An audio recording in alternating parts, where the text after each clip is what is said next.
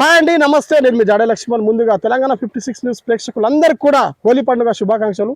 ఎందుకోసమంటే ఈరోజు మోదిగ పూల గురించి ప్రత్యేకత చెప్తున్నాను. దయచేసి ఇది ప్రతి ఒక్కరు మీ పిల్లలకు చెప్పండి. ఎందుకోసమంటే వెనక చూడండి, చెట్టు మోదిగ పూ చెట్టు ఏదైతే దీని ఆకులో మనం ఇస్తారకు చిన్నప్పుడు తినేవాళ్ళం.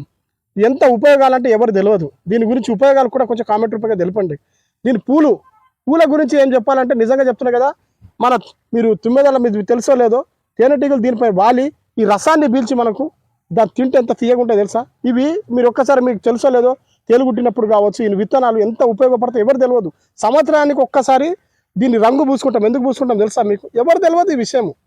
అంటే మన అన్ని రోగాలు నాశనం అయిపోవాలని, అంటే నయించిపోవాలని. కానీ ఎవరు తెలియదు.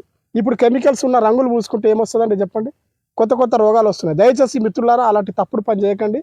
ప్రకృతిని వాడుకుందాం. ప్రకృతి ఏదైతే పూలను, స్వచ్ఛమైన ఈ పూలను మీరు రంగులు ఆడండి.